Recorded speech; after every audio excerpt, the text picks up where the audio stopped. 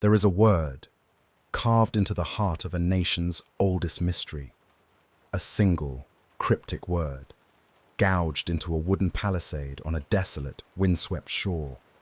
It is a word that has echoed through 4 centuries of silence, a ghost on the tongue of historians. That word is CROATOAN. It was the only clue left behind, the only answer to a question that has haunted the American story since its very beginning. What happened to the Lost Colony of Roanoke? In 1587, 3 years before that strange carving was found, 115 English men, women, and children landed on Roanoke Island, a sliver of land off the coast of what would one day become North Carolina. They were not soldiers or adventurers, they were families. They were sent to build a new world, to plant the first English roots in the soil of the Americas. Among them was the first English child born in the New World, a baby girl named Virginia Dare, a symbol of a bright and hopeful future. Their governor, John White, sailed back to England to gather more supplies, leaving behind his daughter, his newborn granddaughter, and the entire community. He promised to return within months, but a war with the mighty Spanish Armada trapped him in Europe for 3 long, agonizing years. When he finally returned in 1590, he found a ghost town. The settlement was abandoned, the houses had been carefully dismantled, the boats were gone, and the 115 souls he had left behind, his entire colony, his family, his granddaughter, had vanished from the face of the earth. There were no bodies, no bones, no signs of a struggle or a battle. There was only the eerie, profound silence of the empty shore, and that single, enigmatic word carved into a post: CROATOAN. This is not just a historical puzzle. It is America's founding ghost story. It is the tale of a dream of a new Eden that dissolved into a nightmare of silence and uncertainty. The colonists of Roanoke walked into the great dark wilderness of a new continent and were never seen again, leaving a question mark that has become a permanent and unsettling part of the American identity. Tonight, we will journey back to that silent shore. We will go beyond the simple ghost story to investigate the complex web of ambition, politics, and desperation that led to the colony's founding. We will explore the brutal realities of the earlier voyages, the poisoned relationship with the native tribes, and the geopolitical storm that sealed the colonists' fate. We will sift through the archaeological evidence and the historical records, and we will examine every plausible theory, from a genocidal massacre to a peaceful assimilation, in an attempt to pull the truth from the fog of the past. This is the story of the Lost Colony of Roanoke, a search for 115 souls lost in the wilderness while history sleeps. To find the origins of the Roanoke mystery, we must first leave the dark forests of the New World and travel back across the Atlantic to the glittering, dangerous court of Queen Elizabeth I. The story of the Lost Colony is not a simple tale of exploration. It is a story born from the crucible of a global power struggle, a desperate gambit in a high-stakes chess match between 2 rival empires. It is a story about ambition, espionage, and the dream of a golden empire. In the late 16th century, the world was cracking open. The old medieval map, with its known continents and mythical beasts, was being redrawn with each passing year. A new age was dawning.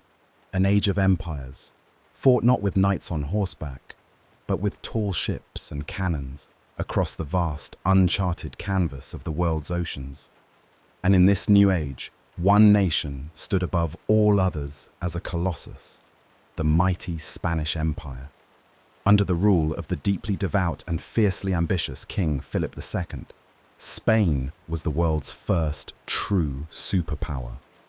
A century before, they had won the lottery of history. It was their ships, under an Italian captain, that had stumbled upon the Americas. In the decades that followed, their conquistadors, Men like Cortez and Pizarro had toppled the Aztec and Incan empires, plundering them for their vast treasures. The New World, for Spain, was a private, personal treasure chest. From the silver mines of Potosi and the gold fields of New Granada, a steady river of unimaginable wealth flowed across the Atlantic in heavily armed treasure fleets. This wealth funded Spain's massive armies and its grand armada, making King Philip the most powerful and feared monarch in Europe. On his maps, the entirety of the Americas, from the frozen north to the fiery south, was a Spanish possession, a divine gift to the Catholic faith and the Spanish crown. Meanwhile, across the English Channel, a rival was watching with a mixture of fear and envy. Elizabethan England was a rising nation, but it was still a scrappy underdog. It was a small Protestant island in a largely Catholic world, constantly wary of the ambitions of the continental giants. At its head was Queen Elizabeth I, a brilliant, pragmatic, and fiercely proud monarch. She saw the wealth pouring into Spain and knew it was not just making her rival rich. It was funding a power that could one day be used to extinguish England entirely. Unable to challenge Spain in a direct, conventional war, Elizabeth sanctioned a different kind of warfare, a shadow war fought on the high seas. She unleashed her sea dogs, a generation of daring and ruthless captains like Sir Francis Drake and Sir John Hawkins. To the Spanish, they were nothing more than pirates, heretics who plundered their ships and sacked their ports. To the English, they were privateers, patriotic heroes who, with a wink and a nod from their queen, were single-handedly funding the English treasury and bleeding the Spanish behemoth, one captured galleon at a time. This piracy was profitable, but it was a reactive, short-term strategy. A new generation of ambitious men at Elizabeth's court began to argue for a bolder vision. They argued that if England was to ever truly challenge the might of Spain, it could not simply be a parasite, feeding on the edges of the Spanish Empire. England needed to build an empire of its own. It needed a foothold in the New World. The logic was threefold. First, and most obviously, there was the promise of wealth. The Spanish had found gold. Surely the vast, unexplored coast of North America held its own treasures. A permanent colony could serve as a base for mining, for trading, and for discovering the fabled Northwest Passage to the riches of Asia. An English America could be a new source of wealth to rival that of Spain. Second, a colony would be a strategic military asset. The Spanish treasure fleets, laden with silver, would sail up the coast of Florida and through the Bahama Channel on their journey home to Spain. An English settlement on the mid-Atlantic coast, at a place like Roanoke, would be a perfect, permanent privateering base. It would be a dagger pointed directly at the throat of the Spanish Main, allowing English ships to strike at will and then retreat to a safe harbor. And finally, the rivalry was one of ideology. Spain was conquering the New World in the name of the Catholic Church. Ambitious English Protestants argued that it was their divine duty to create a Protestant America, to convert the native peoples, and to challenge the spread of Spanish Catholicism. A colony would be not just a commercial or military outpost, but a beacon of the Protestant faith in a new, unblemished world. It was in this crucible of geopolitical rivalry, religious fervor, and raw, naked ambition that the idea for a colony at Roanoke was born. It was not a gentle mission of discovery. It was an act of aggression, a direct challenge to the Spanish superpower. The 115 men, women and children who would eventually make the fateful journey were not just settlers. They were pawns in a great game, the living embodiment of England's audacious dream to carve out a piece of the New World for itself, whatever the cost. They were sent to plant a flag on a hostile shore, unaware that they were marching directly into a wilderness of silence and mystery from which they would never return. The great currents of history are often directed by the ambitions of a few remarkable individuals. In the simmering Cold War between England and Spain, the man who would champion the cause of an English empire in America was the very embodiment of the Elizabethan age. He was a poet, a soldier, a scholar, an explorer, and above all, a courtier of breathtaking charm and ambition. His name was Sir Walter Raleigh. To picture Raleigh is to picture the archetypal Renaissance man. He was tall, handsome, and carried himself with a confident swagger that infuriated his enemies and captivated his allies. He could write a sonnet in the morning, lead a military charge in the afternoon, and debate philosophy in the evening. He was a man of immense intellect, insatiable curiosity, and a powerful, almost pathological, desire for glory and wealth. His stage was the court of Queen Elizabeth I, a glittering, dangerous world of shifting alliances, poetic flattery, and constant, ruthless competition for the attention of the monarch. In this world, Raleigh was a master of the game. His power flowed from a single, all-important source: his relationship with the Queen herself. Elizabeth, the Virgin Queen, was a ruler who commanded a fierce, almost mystical devotion from the ambitious men who surrounded her. She was not just their sovereign, she was Gloriana, the untouchable object of a grand chivalric romance. Her favourites were not just advisors, they were knights, vying for her favour with grand gestures and flowery poetry. Raleigh, with his quick wit and silver tongue, played this part to perfection. The most famous story of their meeting, though likely a myth, perfectly encapsulates his style. It is said that while walking with the Queen, they came upon a muddy puddle. Without hesitation, Raleigh removed his own lavish and expensive cloak and laid it over the mud, so that his Queen might pass without soiling her shoes. Whether it happened or not is less important than what it represents. A man who understood that a grand, theatrical gesture was the surest way to the monarch's heart, and for a time he was her undisputed favourite.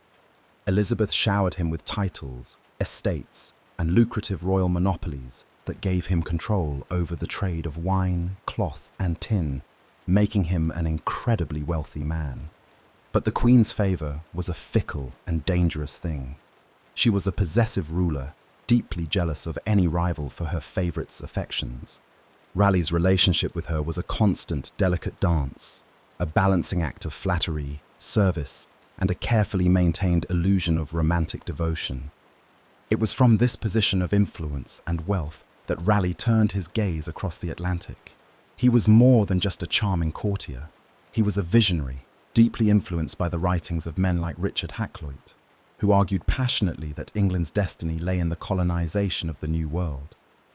Raleigh saw America as the ultimate stage, a place where he could achieve a glory that would outshine all his rivals at court and cement his name in history.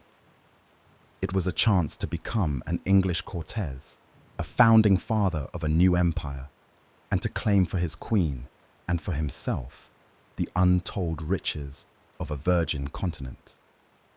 In 1584, Queen Elizabeth granted him a royal patent, a charter giving him the right to explore and colonize any remote, heathen, and barbarous lands not already possessed by any Christian prince. The grant was sweeping, but it came with a crucial condition. The Queen may have been fond of Raleigh, but she was possessive. He was too valuable, too charming a presence at her court to be risked on a dangerous transatlantic voyage.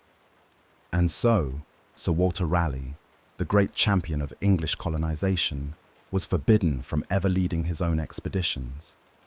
He became an armchair explorer, a puppet master directing his grand vision from a distance of 3,000 miles. The entire enterprise, the fundraising, the shipbuilding, the recruitment of soldiers and settlers, rested on his shoulders. He was the project's venture capitalist, pouring a fortune into a high-risk, high-reward enterprise. He experienced the new world only through the reports of the captains he sent, through the maps they drew, and through the exotic goods and the two native men, Manteo and Wanchese, that they brought back to him. In a brilliant act of political flattery, Raleigh named the vast, unexplored territory his ships had claimed Virginia in honor of his patron, the Virgin Queen. This masterstroke of branding tied the fate of the colony directly to the Queen's own legacy. Any success would be her success. Any riches found would be her riches. But for Raleigh, the dream was intensely personal. The colonists, who would eventually make the final fateful voyage, were not just pioneers. They were instruments of his ambition. They were sent to build a settlement that would be named the City of Raleigh. They were the actors in a grand drama, written and directed by a man who could see the stage but could never set foot upon it. They were the ones who would face the unforgiving wilderness, the hostile natives, and the profound, crushing loneliness of the New World. They were the ones who would pay the ultimate price for one man's magnificent and ultimately tragic dream. Sir Walter Raleigh's grand vision for an English America could not be built on geopolitical strategy alone.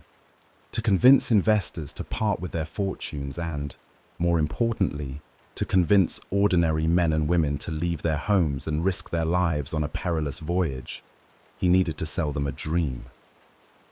And the dream he and his supporters sold was that of a second Eden, a paradise on earth, a land of impossible bounty blessed by God, and waiting for his chosen people, the English, to claim it. This vision was crafted and disseminated by the leading intellectuals of the age. Men like the geographer Richard Hakluyt, a passionate advocate for colonization, compiled the accounts from the early voyages into powerful works of propaganda. The scientific observations of Thomas Harriot and the beautiful watercolor paintings of the artist John White, both of whom had traveled on the first expeditions, were not just objective records, they were advertisements. They were carefully curated snapshots of a promised land, designed to ignite the imagination of a nation, and the picture they painted was intoxicating. They described a world of overwhelming natural abundance, a stark and vibrant contrast to the crowded, over-farmed landscape of England. The forests, they reported, were filled with towering oaks, cedars, and pines, trees so vast that a single one could provide the mast for the greatest of ships. The rivers were so teeming with fish that a man could practically walk across their backs. The woods were overflowing with game, graceful deer, plump turkeys, and flocks of birds so dense they darkened the sky. The soil itself was a thing of wonder, a rich, dark earth that was effortlessly fertile.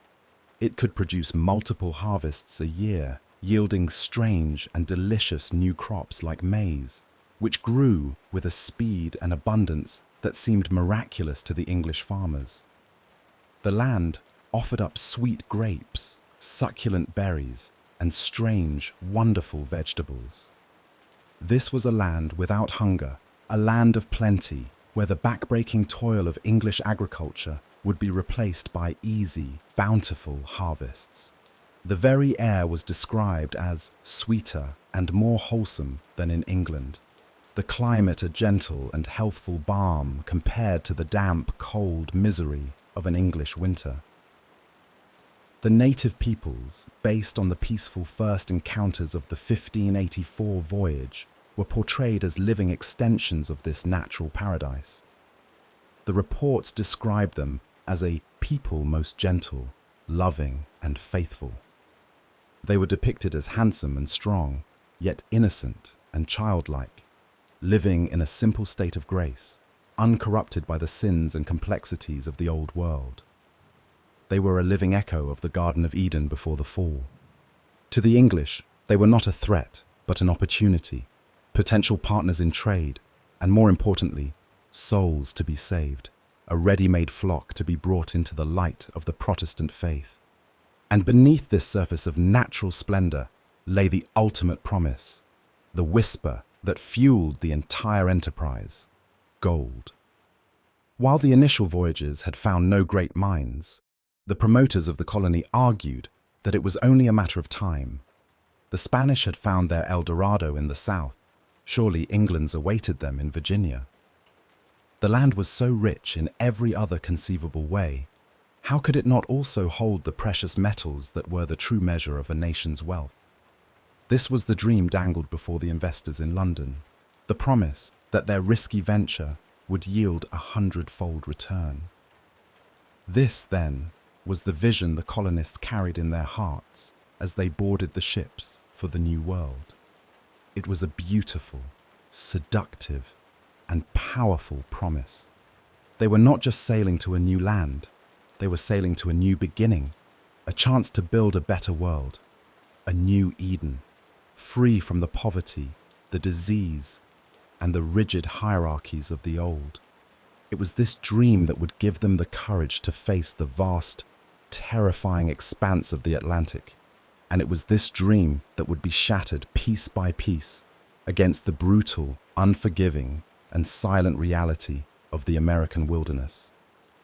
The dream of Virginia, painted in the vibrant colors of propaganda and fueled by the ambitions of Sir Walter Raleigh, was now ready to take its first tentative step into reality. In April of 1584, with the blessing of the Queen and the full financial backing of his patron, 2 ships departed from the coast of England and sailed west into the vast, unknown expanse of the Atlantic. This was not yet the great colonial expedition. It was a reconnaissance mission, a preliminary voyage to test the waters. At the helm were 2 experienced captains, Philip Amadas and Arthur Barlow. Their orders were clear. They were not to conquer or to settle. They were to explore the coast of North America, to chart its currents and harbors, to assess its resources, and, most critically, to make contact with the native peoples and gauge their disposition. They were the eyes and ears of Walter Raleigh, sent to confirm that the paradise he had promised did, in fact, exist. After a long but uneventful voyage, they arrived off the coast of what is now North Carolina in early July. For days, they sailed along the Outer Banks, the long, thin barrier islands that protected the coast. And as they drew near, a scent reached them from the shore, a fragrance so rich and so sweet that it seemed, as Barlow would later write, as if we had been in the midst of some delicate garden. It was the smell of a new world, a perfume of pine and bay trees, and 1,000 unknown blossoms, carried on the sea breeze. When they finally found an inlet and anchored, the sight that greeted them seemed to confirm every fantastical promise that had been made. The islands were covered in a dense, almost impassable tangle of grapevines, their branches heavy with fruit. The forests beyond were filled with towering cedar trees, the likes of which they had never seen in England. The air was alive with the cries of countless birds. They had arrived in a land of staggering, untamed abundance. For 3 days, they saw no sign of human life. On the 4th day, it came. A small canoe holding 3 men appeared from the north. The men approached the great English ships with a cautious curiosity. One of them landed and stood on the beach, as Barlow wrote, never making any show of fear or doubt. The English rowed ashore and made their first tentative contact. There were no interpreters, only gestures and expressions of peace. The English offered gifts, a hat, a shirt, and the native man, in return, presented them with a small catch of fish before departing. The first meeting between these 2 worlds was not one of conflict, but of a quiet, mutual curiosity. 2 days later, the canoes returned, this time bearing a more important figure. It was Granganimio, the brother of the regional chief of the CROATOAN tribe. He arrived with some 40 or 50 of his men, all unarmed, a clear sign of peaceful intent. Amadas and Barlow understanding the importance of this moment, laid on a great display of English hospitality. They invited Granganimeo and his advisors aboard their ship. They served them wine and meat, which the natives seemed to enjoy. They showed them their strange technologies, the compass, the clock, the shining pewter dishes, which were met with a wide-eyed wonder. Granganimeo, for his part, proved to be a shrewd and dignified diplomat. He made a long speech, which the English could not understand, but took as a sign of welcome. A lively trade began. The English offered their tin plates, their metal tools, and their brightly coloured cloth dolls in exchange for valuable deer skins and buffalo hides. The relationship was, at this early stage, one of perfect harmony.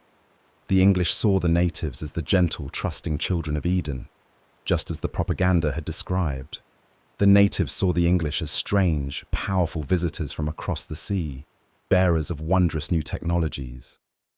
As the time for their departure drew near, Armadas and Barlow knew they needed to bring back more than just glowing reports and a cargo of furs. They needed to bring back living proof of this new world. Diplomats who could speak for their people and provide Raleigh with the invaluable intelligence he needed to plan a full-scale colony. They persuaded two native men to make the journey back with them to England. The two men were Manteo and Wanchese. They represented the two great questions that would hang over the entire colonial enterprise.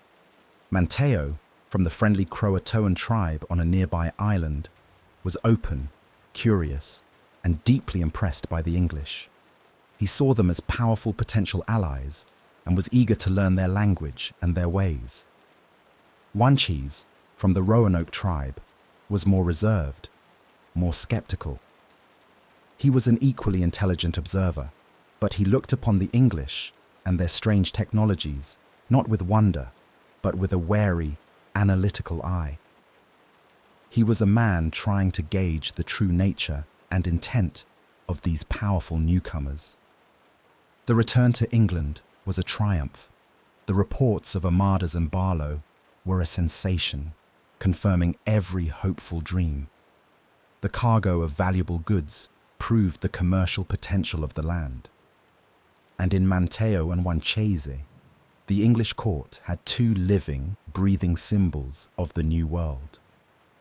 They were a marvel, taught English and presented to the Queen, providing Raleigh and his team with a priceless understanding of the land they now called Virginia. The first voyage was a resounding, unqualified success. It had found a paradise, and its people appeared to be welcoming. The path now seemed clear. The dream of a new Eden was within their grasp, and Raleigh immediately began to lay the plans for a much larger expedition, a full-scale colony that would plant the English flag in America, once and for all.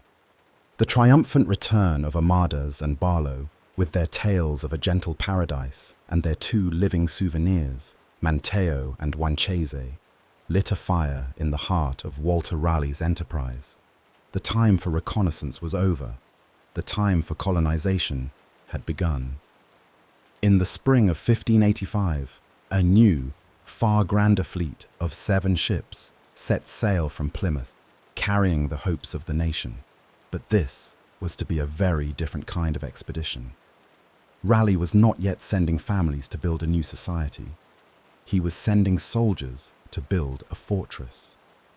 Aboard the ships were over 500 men, the vast majority of them veteran soldiers, tasked with establishing a permanent and heavily fortified military base in the New World, a forward operating post in England's shadow war against Spain.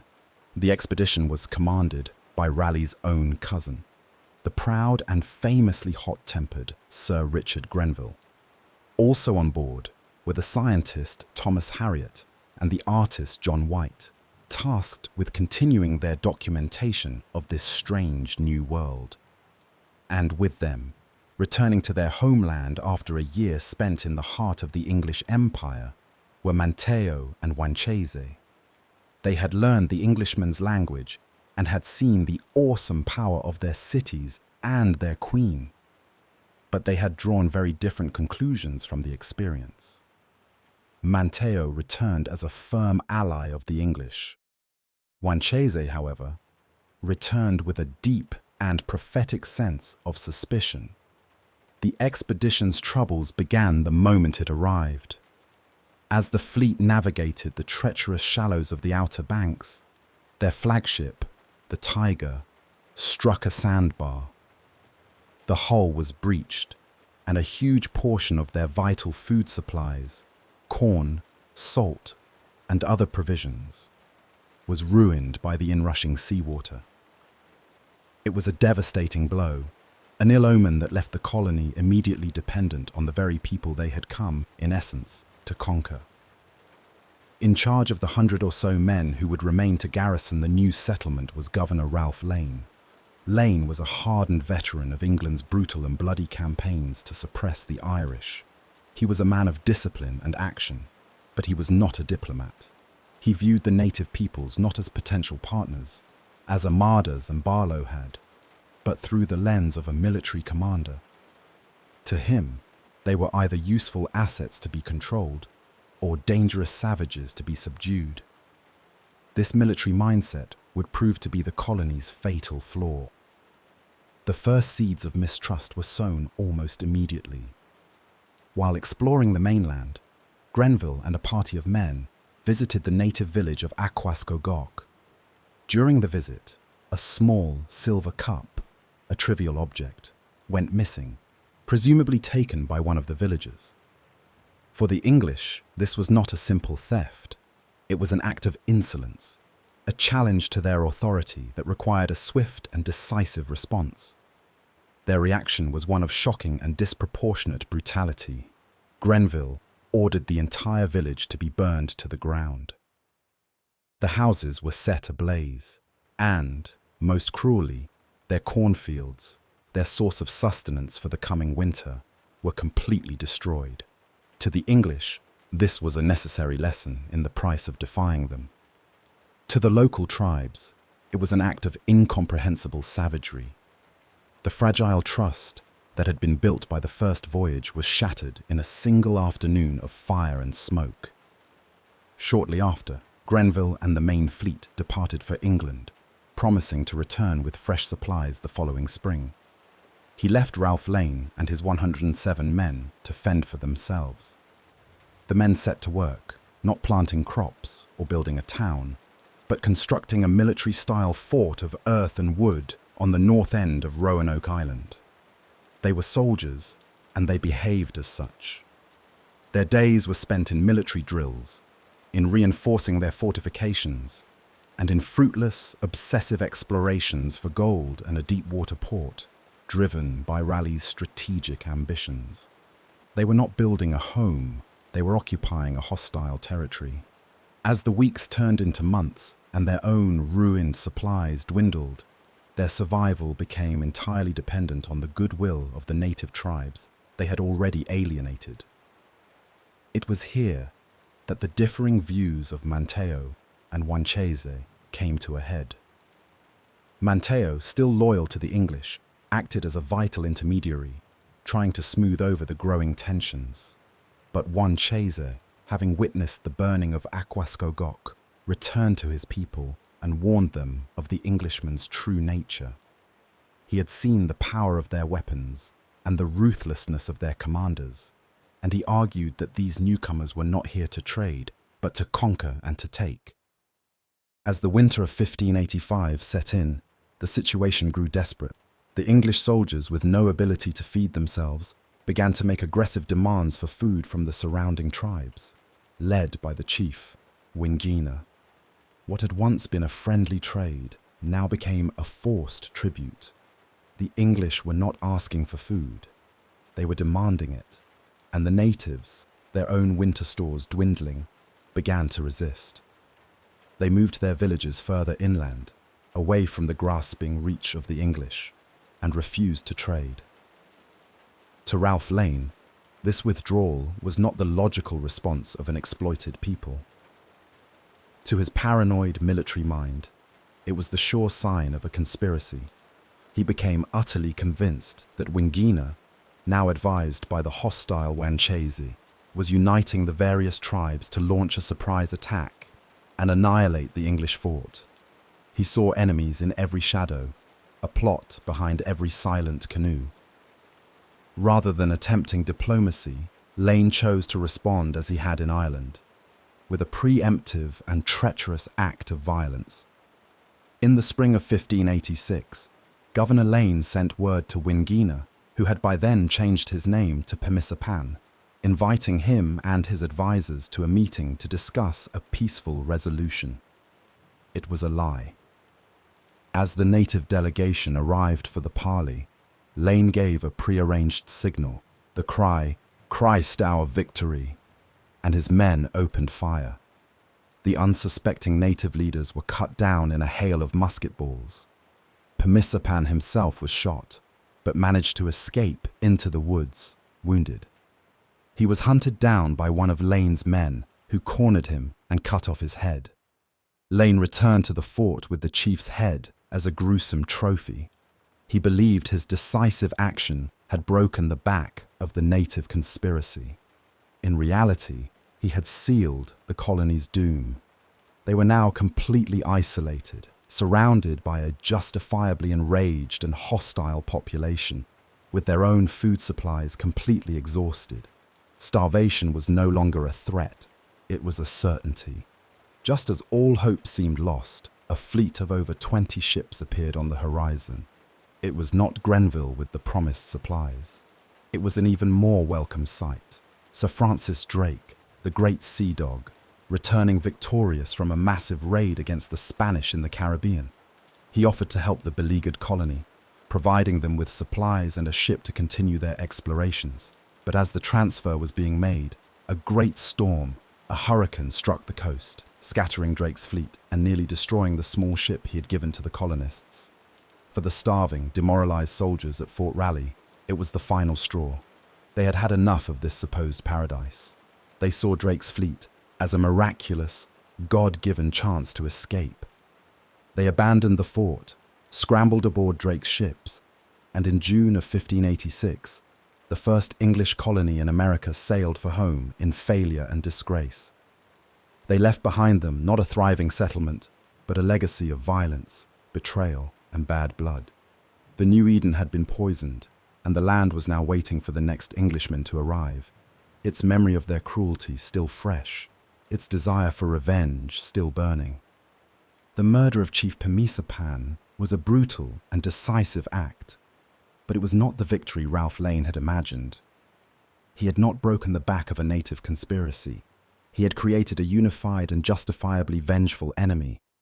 The English soldiers were now utterly isolated in their small, earthen fort, a tiny island of foreign intruders in a hostile sea.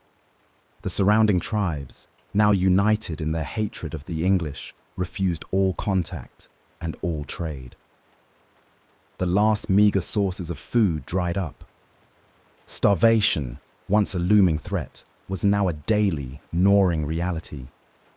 The soldiers, their military discipline eroded by hunger and fear, were reduced to digging for roots in the woods and boiling animal skins for sustenance. The grand dream of a New Eden had devolved into a grim, primal struggle for survival. The colonists were not conquerors. They were a starving, paranoid garrison, counting the days until their relief ship was due to arrive from England. And then, in the early days of June 1586, salvation appeared on the horizon, but it was not the single, long-awaited relief ship from Sir Walter Raleigh. It was a magnificent and terrifying sight, a massive fleet of over 20 warships, flying the flag of St. George. It was the fleet of England's greatest and most feared sea captain, a man whose name was a terror to the Spanish Empire, Sir Francis Drake.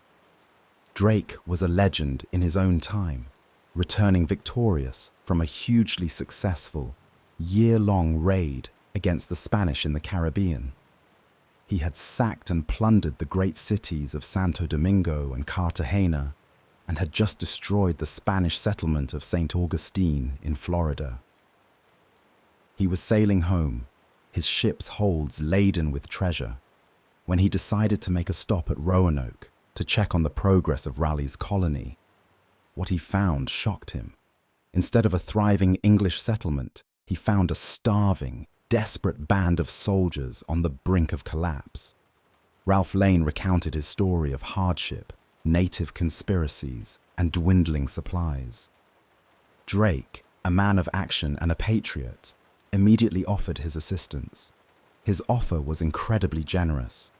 He would give Lane a fully provisioned ship, the Francis, along with 2 smaller pinnaces and several boats. He would also provide enough food to last until the official relief ship arrived, and even leave a contingent of his own men to bolster the garrison. It was a lifeline, a chance for the colony to recover, to salvage the mission from the brink of total failure. For a brief, fleeting moment, it seemed as if the colony had been saved. Lane and his men gratefully accepted the offer, but the New World had one final, cruel blow to deliver.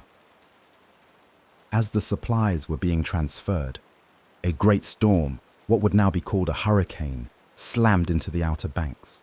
For 3 days, the tempest raged, tossing the great warships about like toys. The winds were so violent that the ships were forced to drop anchor and ride out the storm in open water. When the winds finally subsided, the lifeline Drake had offered was gone. The Francis, the ship that was to be the colony's salvation, had been forced to cut its anchor cable and had been blown far out to sea, never to return. The smaller boats had been smashed or lost in the waves. The storm broke more than just the ships. It broke the spirit of the colonists. The miraculous deliverance they had just been offered had been snatched away by the fury of nature. They were back where they had started, starving, isolated, and now utterly demoralized. The collective will of the 100 or so men collapsed. They had endured a hard winter, had fought with the natives, and had faced starvation. This final act of cruel fate was too much to bear. Ralph Lane convened a meeting with his officers, and the decision was unanimous. They wanted to go home. The dream of a new life in America was dead, replaced by a desperate, all-consuming desire to see the familiar shores of England again. Lane relayed the decision to Drake, who, seeing the desperate state of the men, agreed to take them aboard his fleet. The departure was not an orderly withdrawal. It was a hasty, almost panicked abandonment. In their rush to escape the cursed shore, the colonists left behind much of their equipment. Most tragically, they abandoned the priceless records of their time in the New World, the detailed scientific notes of Thomas Harriot, the invaluable maps, and the beautiful, irreplaceable watercolor paintings of John White, a visual record of a world the English had just begun to understand. And so, in June of 1586, the first English colony in America came to its ignominious end. The starving soldiers scrambled aboard Drake's ships, leaving their earthen fort to be slowly reclaimed by the wilderness. They had failed in every one of their objectives. They had found no gold, no passage to the Orient, no converts to the Protestant faith. All they had done was sow the seeds of hatred and mistrust. They had taught the native peoples of the Carolina coast an unforgettable lesson, that the English were a people of shocking violence, of broken promises, and of treacherous hearts. The next group of settlers who dared to cross the ocean to this shore would not be greeted with the gentle curiosity that had met the first voyage. They would be stepping into a land that remembered the burning of Aquascogoc and the beheading of its chief. They would be facing a people whose trust had been shattered and whose fear had curdled into a desire for revenge. The first colony had failed, and in their failure, they had salted the earth for the dreamers who would follow. The return of Ralph Lane and his starving, demoralized soldiers to England in the summer of 1586 was a public humiliation for Sir Walter Raleigh. His grand venture, which had begun with such soaring promises of a new Eden, had collapsed into a grim tale of violence, starvation, and a panicked retreat. The reports brought back by the soldiers painted a picture not of a gentle paradise, but of a harsh, unforgiving wilderness inhabited by cunning and hostile natives. The dream of Virginia was now tarnished by the bitter taste of failure, and Raleigh's massive financial investment had yielded nothing but a shipload of broken men and cautionary tales. For Raleigh, the stakes were now immensely personal. His reputation at court had been damaged, and his rivals whispered of his folly. More pressingly, his royal patent, the charter granted to him by the Queen, was not infinite. It had a time limit. If he could not establish a viable, permanent English settlement in Virginia within the next few years, his claim to the vast territory would be forfeit, and his dream of an English empire in America would die with it. He could not afford another failure. A new approach was needed. Raleigh and his circle of advisors, including the brilliant scientist Thomas Harriot, conducted a thorough post-mortem of the failed military colony. Their conclusion was clear. Soldiers, they realized, make for terrible colonists. The men under Ralph Lane's command had been an occupying force, not a community. Their military mindset had led them to view the native peoples with suspicion and contempt, a relationship that quickly curdled into violence. Their singular obsession with finding gold and a deep water port meant they had neglected the fundamental work of survival. They had not planted crops. They had not established a self-sustaining food source. They had simply tried to extract what they needed from the local tribes until that relationship inevitably shattered. The new strategy, born from this hard-won lesson, was a radical departure. If England was to truly plant roots in the New World, it needed to send not an army, but a society. It needed to send people who had a true, vested interest in building a permanent home, a community, a future for their children. It needed to send families. And so the plan for a second, and very different, colonial expedition was born. This time, the manifest would not be filled with the names of soldiers and adventurers, but with those of farmers, artisans, and laborers. And most importantly, it would include the names of 17 women and 9 children. These were to be the true pioneers. They would build not a military fort, but a proper English town, a self-sustaining civilian settlement that was to be grandly incorporated as the City of Raleigh. A new kind of colony required a new kind of leader. The aggressive, militaristic Ralph Lane was replaced by a man of a very different temperament, John White. White was a gentleman, an artist, and a cartographer who had been part of the first expeditions. He was a man who had already spent significant time in the New World, and he possessed a deep, first-hand knowledge of the land and its people. His beautiful watercolor paintings from the first voyages were a testament to his observant and curious nature. He painted the native peoples not as faceless savages, but as a complex and sophisticated society, carefully documenting their villages, their rituals, and their daily lives. He was a man who saw their humanity. But White's connection to this new venture was more than just professional. It was profoundly personal. Among the colonists sailing with him were his own daughter, Eleanor Dare, and her husband, Ananias. At the time of their departure, Eleanor was pregnant. John White was not just a governor tasked with overseeing an enterprise. He was a father and a grandfather-to-be, leading his own family into the wilderness in search of a better life. He was personally invested in the success and safety of the colony in a way that a career soldier like Lane could never be. To entice the 115 colonists to make this perilous journey, especially after the failure of the first attempt, Raleigh offered a powerful incentive that was unthinkable in the rigid, class-based society of England: land. Every settler who made the voyage was promised a generous grant of at least 500 acres. For the landless tenant farmers and working poor of England, this was the promise of a dream. It was a chance to escape a life of servitude, to become their own masters, and to build a legacy for their children. They were not just employees of Raleigh. They were to be citizens and shareholders in the city of Raleigh, with a personal stake in its success. With a new leader, a new kind of colonist, and a new set of incentives, the plan was set. But there was one final, crucial, and ultimately disastrous decision to be made. The destination.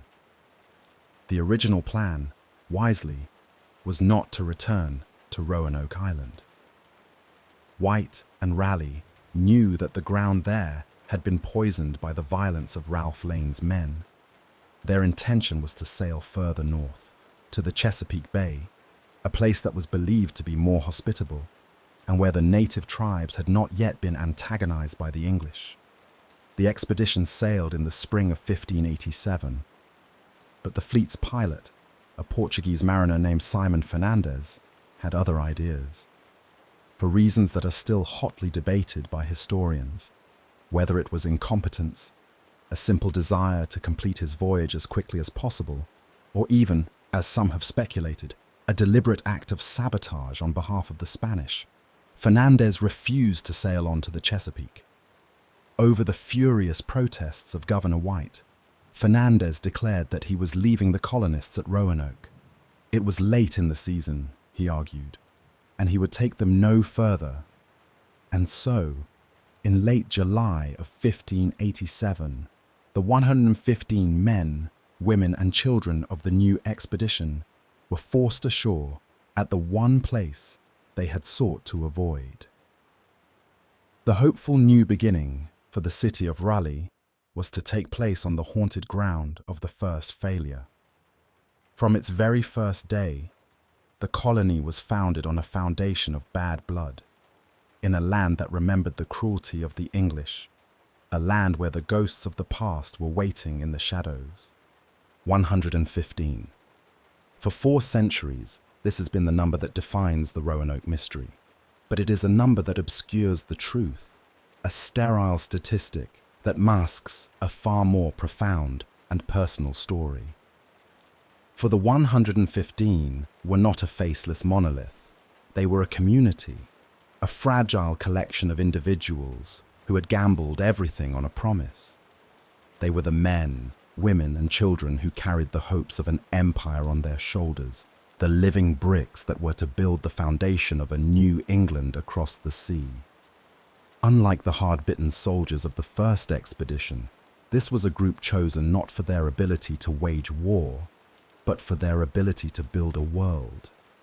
They were, in essence, an entire English village, uprooted and transported to a strange and alien shore. At the head of this fledgling society was its governor, John White. He was the colony's intellectual and moral center, a man whose gentle, artistic spirit stood in stark contrast to the martial arrogance of his predecessor, Ralph Lane. White was not a soldier seeking glory, but a grandfather seeking a future for his family. His presence lent the entire enterprise a sense of sober, paternal gravity. He was a man who had seen this new world with an artist's eye, who had captured its wonders in his paintings, and who, perhaps more than any other Englishman, truly appreciated both its beauty and its dangers. At the heart of the colony, and at the heart of White's own personal story, was his family. His daughter, Eleanor, had made the courageous decision to join the expedition with her husband, Ananias Dare. She was a living symbol of the colony's purpose. Her pregnancy was a profound statement of intent. The colonists were not here for a brief tour of duty. They were here to stay, to give birth to a new generation, to watch their children grow on American soil. Ananias Dare, a tiler and bricklayer by trade, was a practical, skilled man, a member of the colony's 12-man governing council.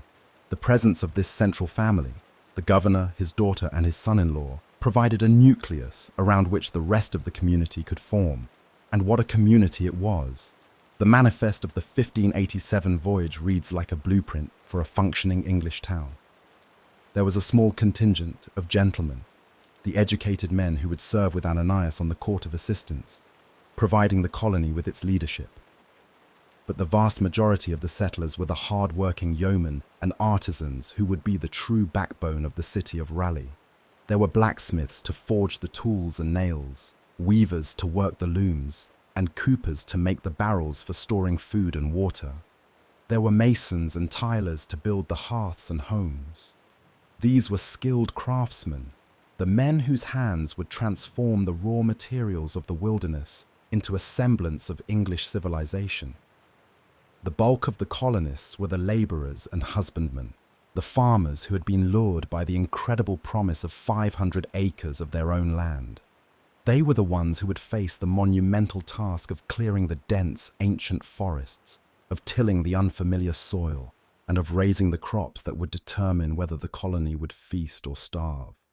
Their hopes were the most fundamental of all: to trade a life of landless poverty in England for one of independence and prosperity in a new, more forgiving world.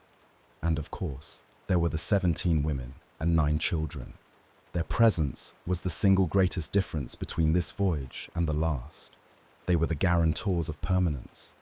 They were the ones who would turn the rough-hewn shelters into homes, who would tend the gardens, who would raise the children, and who would provide the social fabric that had been so disastrously absent from Ralph Lane's military garrison. Their laughter and their cries were to be the sound of a New England taking root. Returning with them was a familiar face, the native man, Manteo. Having spent another year in England, his allegiance to the English cause was now absolute. He was their sole, trusted translator, their guide to the complex tribal politics of the region, and their most important diplomatic asset. Shortly after their arrival, in a ceremony of great political significance, Manteo was baptized into the Church of England and was granted the title Lord of Roanoke and Dassamongaponke by order of Sir Walter Raleigh. It was a strategic move, an attempt to establish a loyal, English-style feudal lord through whom they could govern the native population. For Manteo, it was the culmination of his journey as an ally. For the other tribes, it may have been seen as a final, profound act of betrayal. This, then, was the small, hopeful band of pioneers who disembarked onto the shores of Roanoke in the late summer of 1587. They were a microcosm of English society, a community of leaders, craftsmen, and farmers, bound together by a shared dream and a shared, unspoken anxiety. They carried with them the hope of a new Eden, the promise of land and a better life. But they were also stepping onto a shore haunted by the ghosts of the past. They knew of the violence and the mistrust that had doomed the first colony. They were a people standing on a knife's edge between a beautiful, seductive promise and the grim, unforgiving reality of a land that was not as empty and not as welcoming as they had been told. The colonists' first days back on Roanoke Island were a harsh awakening. They had arrived too late in the season to plant their own crops, and their relationship with the local CROATOAN tribe was, from the very beginning, poisoned by the memory of Ralph Lane's brutality. They found the bones of a single English soldier, a grim greeting left behind from a previous, smaller expedition. A few days later, one of their own, a man named George Howe, was ambushed and killed by native warriors while crabbing alone in the shallows. The fear was immediate and palpable. They were isolated, low on supplies, and surrounded by a people who had every reason to wish them harm. The dream of a peaceful New Eden was already beginning to curdle into a familiar nightmare of fear and scarcity. But in the midst of this rising tension, a single powerful event occurred that, for a moment, washed away the fear and replaced it with a profound sense of hope and divine purpose. On the 18th of August, 1587, less than a month after their arrival, Eleanor Dare, the daughter of Governor John White, gave birth to a healthy baby girl. In the small, rough-hewn shelter that served as their home, a new life had begun. For John White, this was not just a colonial statistic. It was the birth of his first grandchild. He was a man who had left the comforts of England to govern a struggling outpost on the edge of the known world. And in this small, crying infant, he now held his own personal, tangible reason for being there. The colonists decided the baby should be named Virginia, in honor of the new land and their virgin queen, a name that tied her destiny to the destiny of the colony itself. She was Virginia Dare, a name that was both a tribute and a challenge, a testament to the audacity, the sheer daring of their entire enterprise. This was not just any birth. This was a moment of immense symbolic power. The safe arrival of a healthy child in the devoutly religious worldview of the 16th century would have been seen as a clear sign of God's favor. It was a blessing, a divine endorsement of their difficult mission. After so many setbacks, the disastrous landing, the hostility of the natives, here was proof that God had not abandoned them. More than that, the baby was a promise of a future. The first military colony had been a temporary affair, a collection of men waiting to go home. But the cry of a newborn infant declared that this new colony was different. It was a cry that spoke of permanence, of roots being put down in new soil. She was the first of a new generation, an English child born not in the old world, but of the new. She was the living embodiment of their reason for being there, to build a lasting home, a new England, a legacy for their children and their children's children. Virginia Dare was the first fragile anchor of their new society. A few days after her birth, the colony gathered for two significant ceremonies. The first was the christening of their native ally, Manteo, who was formally baptized into the Church of England. The second was the baptism of the baby, Virginia Dare. It must have been a deeply poignant scene. The two figures, the loyal native lord and the first English child, being brought into the Christian faith side by side on that remote and hostile shore. It was a moment that represented the ultimate dream of the English colonial project, a peaceful blending of two worlds, a new society created under the watchful eye of the Protestant God. In that moment, the dream of a new Eden must have felt, once again, within their grasp. The birth of this one small child had reignited the spirit of the entire community. It gave them a shared focus, a symbol of their collective hope. But this hope was a small, flickering candle in the face of a great, encroaching darkness. Virginia Dare was a symbol of a potential future, but she had been born into an incredibly dangerous and uncertain present. Her survival, and the survival of the entire colony, now depended on their ability to endure the coming winter, to mend the broken relationship with their native neighbors, and, most critically, on the timely arrival of the supply ships that were expected from England. This small flame of new life had been lit, but whether it could survive the coming storm was a question that would soon be answered in the most tragic and permanent way imaginable. The joy that followed the birth of Virginia Dare was a fragile, fleeting thing, a brief candle lit against a gathering storm. As the last warm days of August gave way to the cooler winds of September, the grim reality of the colonists' situation began to set in with an undeniable and terrifying clarity. The initial hope that had buoyed their spirits now foundered against the hard shores of their predicament. They were stranded in the wrong place. Their late arrival meant they had missed the planting season, and with it, any chance of harvesting their own food to survive the coming winter. The initial provisions they had brought with them were dwindling at an alarming rate, and the native population, their only other potential source of sustenance, remained deeply hostile. The murder of the colonist George Howe had shattered any hope of a quick reconciliation. The local Secretan tribes, remembering the violence of Ralph Lane, viewed the English with a cold and wary distance, refusing to trade. While their ally, Manteo, and his CROATOAN people were friendly, they lived on a separate island, miles away across the treacherous sounds. Day by day, the colonists felt their isolation deepening. They were a tiny, vulnerable island of Englishness in a vast and unforgiving American wilderness. A mood of quiet desperation began to settle over the small cluster of huts and unfinished buildings that was to be the great city of Raleigh. The settlers convened a series of grim meetings, their governor John White and his council of assistants trying to chart a course through their mounting difficulties. It became painfully obvious that their survival was now entirely dependent on the timely arrival of the relief mission that Sir Walter Raleigh was supposed to dispatch from England. But the Atlantic was a vast and dangerous ocean. Ships were lost, and voyages were delayed. What if the relief fleet didn't arrive before winter? What if it didn't arrive at all? It was the colonists themselves, in their growing anxiety, who proposed a desperate solution. They decided that someone must return to England immediately. A letter, they argued, was not enough.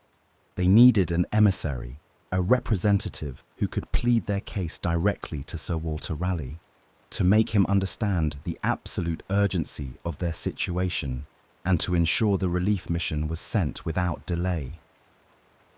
But when it came to choosing who should go, no one would volunteer. They had all invested their lives and fortunes in this new land, and none of them wished to leave it, even for a short time, fearing they might lose their claim or their position of influence in their absence. And so, in a united and fateful decision, the settlers turned to the one man they all trusted, the one man whose advocacy they believed could save them, their governor, John White. For White, the request was a torment. His duty as governor was to remain with his people, to lead them through the crisis. But a deeper, more primal duty bound him to this shore, his duty as a father and a grandfather. His daughter, Eleanor, and his newborn granddaughter, Virginia, were here. The thought of leaving them behind in this dangerous, hostile land was a personal agony beyond all description. He knew the perils of a transatlantic voyage. A winter crossing was notoriously dangerous, and there was no guarantee he would ever make it back. To leave his family now felt like an unthinkable act of abandonment. He argued with them. He refused. He even accused them of trying to get rid of him. But the colonists were relentless. They insisted that he, and only he, had the status and the passion to secure their rescue. They pressed upon him day and night, their pleas a constant reminder of the 115 lives that now rested upon his decision. Finally, broken by their pleas and by his own sense of duty to the colony as a whole, John White reluctantly agreed. Before he consented, he made the colonists swear a solemn oath that they would take care of his family, that they would keep his goods from spoil, and that his possessions would be safe until his return. In late August of 1587, just days after the christening of his granddaughter, John White boarded the ship for the long voyage home. We can only imagine the final farewell on that lonely beach, a father's last embrace with his daughter, a grandfather's final look at the tiny infant he had known for barely a week. He was leaving behind the only family he had in the world, his heart torn between his duty as a leader and his love as a father. As his ship pulled away from Roanoke and out into the vastness of the Atlantic, he watched the figures of his family and his colonists shrink against the shore until they were gone. He was sailing east, on a desperate mission to save them, holding on to the fragile hope that he would return in the spring. He did not know it then, but it was the last time he, or any European, would ever see them alive. The 115 souls of the city of Raleigh were now truly alone, their fate irrevocably tied to a voyage on the other side of the world, and to the silent, watching wilderness that surrounded them.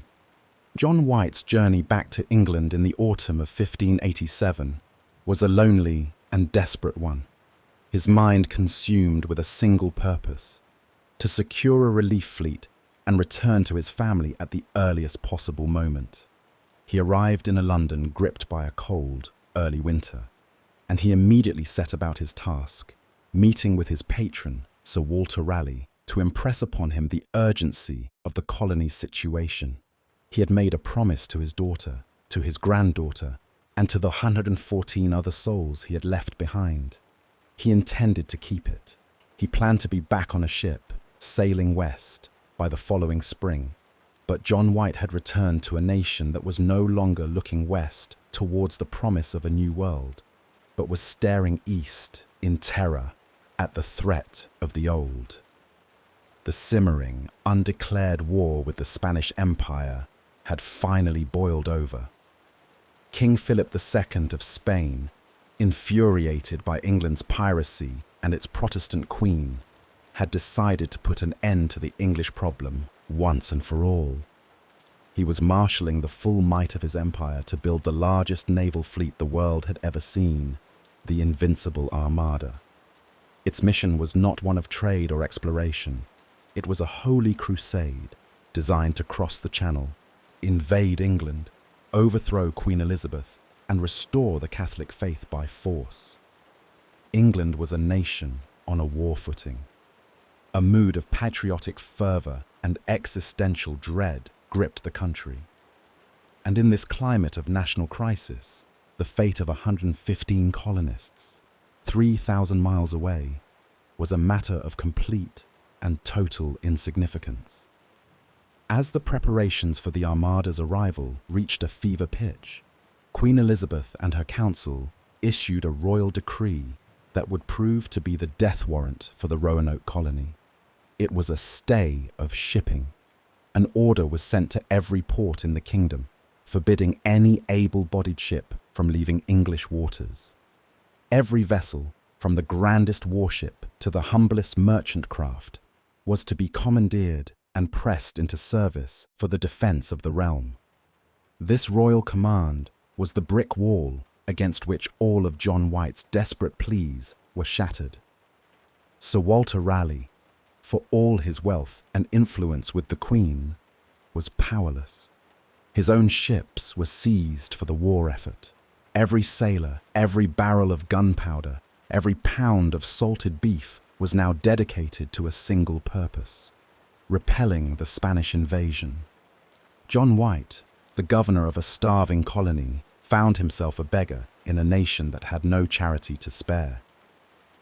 In the spring of 1588, the time he was supposed to be returning to his family, White made one last desperate attempt. He managed to acquire 2 small ships, pinnaces named the Brave and the Roe, that were considered too small to be of use to the Royal Navy. He loaded them with what few supplies he could muster and tried to sneak them out of port. But his mission was doomed from the start. The crews he had hired were not colonists, they were privateers, and the lure of Spanish treasure was far more compelling than a humanitarian mission to Roanoke. Instead of sailing west, they turned south, engaging in opportunistic piracy. The Brave was soon attacked by a larger French ship, defeated in a bloody battle, and its cargo of supplies for the colony was looted. Battered and beaten, both small ships were forced to limp back to an English port in disgrace. The attempt had been a catastrophic failure. John White was trapped. That summer, in July of 1588, the Great Spanish Armada was finally sighted off the coast of England. For 9 days, the fate of the nation hung in the balance as the smaller, more nimble English ships harried the great Spanish galleons up the English Channel. The final, decisive blow came with the use of hellburners, old ships packed with explosives and set alight, sent drifting into the anchored Spanish fleet at Calais. In the panic and chaos that followed, the Spanish crescent formation was broken, and a great storm, what the English would call a Protestant wind, scattered the fleeing Spanish ships, wrecking many on the coasts of Scotland and Ireland. The defeat of the Armada was a moment of legendary deliverance for England. a triumph that would be celebrated for centuries. But for John White, it was a source of profound and bitter irony. The nation was saved, but his colony was lost. The war with Spain, though the threat of invasion was over, would continue to rage on the high seas for years, making any private voyage to America nearly impossible to fund or to man. The spring of 1588 came and went. The entire year passed, and then another. 1589. Still, White could find no ship. We can only imagine his torment. Every day, he would have thought of his daughter and his granddaughter, the infant Virginia, now a toddler he had never seen grow. He would have pictured his colonists, their supplies dwindling, their hope turning to despair, scanning the eastern horizon for a sail that never appeared. For 3 long years, he was a man in agony, a world away from his family, utterly powerless to keep the promise he had made. The defeat of the Spanish Armada was a moment of national exultation for England, but for John White, it was merely the beginning of a long and agonizing wait. The immediate threat of invasion was gone, but the war with Spain continued to rage across the seas, and the nation's resources remained fixed on that great conflict. For the governor of a forgotten colony, the world was a bureaucratic and indifferent machine. The promise he had made to his family and his settlers became his personal torment, a constant, nagging ghost in the back of his mind. The spring of 1588, his promised return date, came and went. The entire year passed in a flurry of fruitless petitions. 1589 dawned, and still he was trapped in England. Sir Walter Raleigh, his own fortunes at court now waning, was either unable or unwilling to fund another expensive and risky relief mission. The investors who had once dreamed of a new Eden now saw Virginia as a cursed investment, a sinkhole for their money. John White was a man adrift, his pleas for a ship falling on deaf ears. Every day that passed was another turn of the screw. His granddaughter, Virginia, the infant he had held for just a few precious days, would now be a walking, talking toddler. He pictured his daughter, Eleanor, her face etched with worry, scanning the horizon day after day for the sight of his sails. He imagined his colonists, their supplies long since exhausted, their hope curdling into a bitter despair. He was their governor, their leader, and he had failed them. Finally, in 1590, after nearly 3 years of agonizing delays, a sliver of opportunity appeared. It was not the grand, well-supplied relief mission he had dreamed of. It was a bargain born of desperation. White managed to secure passage for himself and a small party on a fleet of privateering ships, an armed expedition heading to the West Indies to hunt for Spanish treasure. This was a devil's bargain. The captains of these ships were not on a humanitarian mission, they were on a mission for profit. The journey to Roanoke was not their priority. It was an inconvenient and potentially unprofitable detour. John White would not be a commander, but a passenger, his fate entirely in the hands of men who served greed, not duty. The journey was a harrowing ordeal. The fleet spent months in the Caribbean, engaging in the bloody business of piracy. They raided Spanish settlements, chased treasure ships, and fought brutal battles at sea. Men were lost to cannon fire and to tropical disease. For the privateers, it was a grand and profitable adventure. For John White, it was a waking nightmare. Every day spent hunting for Spanish gold was another day his colonists were left to starve. He was a helpless observer, trapped on a pirate ship, his own desperate mission a mere footnote in a larger story of plunder and greed. At long last, in the middle of August 1590, the ships finally turned north, heading for the coast of Virginia. It was almost exactly 3 years to the day since he had departed. As they approached the treacherous coastline of the Outer Banks, the weather turned against them. A great storm descended, the waves crashing over the decks, threatening to tear the small ships apart. For White, it must have felt as if the very elements were conspiring to keep him from his destination, but they persevered. On the evening of August the 17th, they anchored off the coast of Roanoke Island. The shore was visible in the distance, a dark, silent tree line against a stormy sky. As they prepared the boats for a landing, a lookout spotted a great plume of smoke rising from the island, somewhere near the location of the settlement. Hope, which had been a scarce commodity for 3 long years, suddenly surged through John White's heart. Smoke meant fire. Fire meant people. It meant his colony, against all odds, had survived. They were there, alive, waiting for him. The exhaustion of the long voyage, the frustration of the years of delay, all of it seemed to melt away in that one hopeful moment. The seas were too rough for an immediate landing, so they were forced to anchor for the night. But they could not contain their excitement.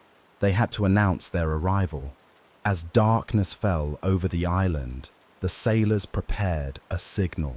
A great cannon was fired, its deafening roar echoing across the water and into the silent woods. Then another. After the cannons fell silent, the ship's trumpeters began to play. They played familiar English songs, the cheerful, martial tunes of their homeland, a sound they hoped would carry through the trees and reach the ears of the colonists, a signal that their long wait was finally over, that England had not forgotten them. They played and they called out into the darkness, their voices full of a desperate, joyful anticipation. And then they stopped, and they listened. The only reply was the mournful cry of the seabirds and the steady, rhythmic crash of the waves against the shore. There was no answering cannon shot from the island. No signal fire was lit on the beach. No sound of English voices calling back to them in the dark. There was only a profound and unnerving silence. The great plume of smoke they had seen earlier had vanished, and the island was now just a black, featureless mass against the night sky. The hope that had surged through John White just hours before now began to curdle into a cold, creeping dread. They had sounded their trumpets at the gates of a silent city, and in their hearts they must have known, with a dawning terror, that something was terribly, terribly wrong. The morning of August 18th, 1590, broke grey and stormy. For John White, the date was a cruel and poignant reminder of the life he had left behind. It was his granddaughter, Virginia Dare's 3rd birthday. As he and a small party of sailors were rowed from the main ship towards the shore, his mind must have been a whirlwind of hope and terror. For 3 years, he had imagined this moment, and now it was finally here. The landing was difficult, the boat nearly capsizing in the rough surf, a final, inhospitable greeting from the island. Once ashore, they began the long walk towards the settlement site on the north end of the island. The air was thick and heavy, and an unnatural quiet seemed to hang between the ancient, moss-covered trees. The path they had once walked as a hopeful community was now overgrown, a faint trace in the dense summer undergrowth. There were no sounds of English life, no children's laughter, no ring of a blacksmith's hammer, no dogs barking a welcome. There was only the sound of the wind in the trees and the steady crash of the waves on the shore behind them. As they drew near the place where the colony had stood, White's eyes scanned every tree, every landmark, searching for a sign. He found one. Carved into a tree on the edge of a clearing were 3 distinct letters, C-R-O. His heart must have seized for a moment. It was a sign, but an incomplete one, a message cut short. Pressing on, their anxiety mounting with every step, they finally entered the main settlement area, and they were met with a profound and eerie emptiness. The city of Raleigh was gone, but it had not been destroyed in a frenzy of violence. There were no charred timbers, no scattered human remains, no signs of a desperate battle. Instead, the scene suggested a deliberate and orderly departure. All of the houses had been carefully dismantled, their timbers taken down and removed. The entire area had been enclosed by a high, defensive palisade of thick tree trunks, a fortress built since White had departed, a clear sign that the colonists had, at some point, felt deeply threatened. The ground inside the palisade was overgrown with weeds, as if it had been abandoned for some time. Scattered about were a few heavy iron bars and other objects too cumbersome to carry, all left to rust in the damp, salty air. But of the 115 people, their boats, their tools, and their personal belongings, there was not a single trace. It was as if an entire village had been methodically packed up and spirited away. White and his men walked through the silent, empty enclosure, their calls echoing unanswered through the trees. They searched for any sign, any clue that could tell them what had happened. And then, White saw it. On a great post, right at the entrance to the old fort, his eye caught the clear, unmistakable mark of a Roman hand. Someone had carved a single word, in capital letters, into the wood. The word was CROATOAN. For the sailors, the word was a strange, meaningless piece of native gibberish. But for John White, it was a sudden, brilliant flash of hope in the gloom. This was the sign. Before he had left 3 years prior, he and the colonists had agreed upon a secret code. If they were forced to move from Roanoke, they were to carve the name of their destination onto a tree or a post. And crucially, if they were in any danger or distress, they were to carve a Maltese cross above the name. White's eyes scanned the carving, his heart pounding. The letters were clear, deep, and unambiguous. And above them, there was nothing. No cross, no sign of distress. In that moment, a wave of profound relief must have washed over him. This was not an epitaph. It was a signpost. CROATOAN was the name of the island to the south, the home of their trusted ally, Manteo, and his friendly people. The evidence seemed clear. His colonists, facing hardship, had peacefully relocated, taking their houses and their possessions with them to find shelter with their native friends. His family was alive. The mystery, in his mind, was solved. All he had to do was sail the 50 miles south to CROATOAN. But fate had one last, cruel card to play. As the men returned to their ships, the storm that had been brewing all day descended with a terrible fury. The winds shrieked, and the sea rose in a violent swell. One of the ship's anchor cables snapped, and they began to drift dangerously towards the shore. The sailors, a rough crew of privateers with no personal stake in the rescue, had had enough. Their long, profitable journey was now being risked for a governor's sentimental mission. The captain of the lead ship made the final, devastating decision. The weather was too dangerous. Their equipment was failing, and they could not risk a landing at CROATOAN. They would abandon the search and make for the West Indies to ride out the storm and then sail for home. John White, a man who had crossed the ocean, endured 3 years of agonizing delay and had come so close to a reunion, was now, once again, utterly powerless. He was so close, with the answer to the mystery carved into a tree, but he was forced to turn his back and sail away, leaving his daughter, his granddaughter, and his colony behind for a second and final time. He would never again be able to fund a voyage to America. He would die in England years later, never knowing for certain the fate of the family he was forced to abandon on that silent, windswept shore. The word CROATOAN, which for him was a message of hope, would, for the rest of history, become the final, haunting syllable in America's oldest and most profound unsolved mystery. For centuries, the story of the Lost Colony has been treated as a great, impenetrable mystery, a tale of a people who vanished into thin air. It has become a ghost story, a piece of American folklore.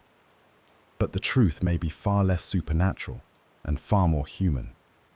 The most compelling, most logical, and most evidence-backed theory is that the colonists were never truly lost at all. They simply survived. They did not vanish from the world. They were absorbed by it, their English identity slowly and quietly dissolving into the great, vast wilderness of the American continent. This is the theory of assimilation. The foundation of this entire theory rests upon the single solid piece of evidence left behind at the abandoned settlement, the word CROATOAN. To a modern ear, the word sounds strange, cryptic, almost alien. But to John White in 1590, it was a message of profound clarity and hope. In his own account of his return, White is unequivocal. He writes that he was greatly joyed to find this message. Why? Because it was the answer to a prearranged plan. Before he had departed for England 3 years prior, an agreement had been made. Given their precarious situation, the colonists knew they might be forced to move. White instructed them that if they were to leave Roanoke Island, they were to carve the name of their destination into a prominent place. And if they were in any danger or had been forced to leave under duress, they were to carve a Maltese cross above the name. When White found the carving on the palisade, he noted with immense relief the complete and deliberate absence of any such cross. To him, the message was clear. The colonists were safe, and they had gone to live at the place called CROATOAN. So, what was CROATOAN? It was not some mystical land. It was the name of an island, what is now Hatteras Island, located about 50 miles south of Roanoke, and, more importantly, it was the name of the native people who lived there. The CROATOAN were the tribe of the colonists, one true and steadfast native ally, Manteo. From the very first English voyages, the CROATOAN had been consistently friendly and helpful. While the other tribes on the mainland had grown hostile after the violence of Ralph Lane's military colony, Manteo and his people had remained trusted partners. If the 115 colonists, facing starvation and the hostility of the Roanoke tribes, had to seek refuge, the CROATOAN were their only logical and safe choice. It was the only place they could go where they would be greeted not with suspicion, but with the open arms of a friend.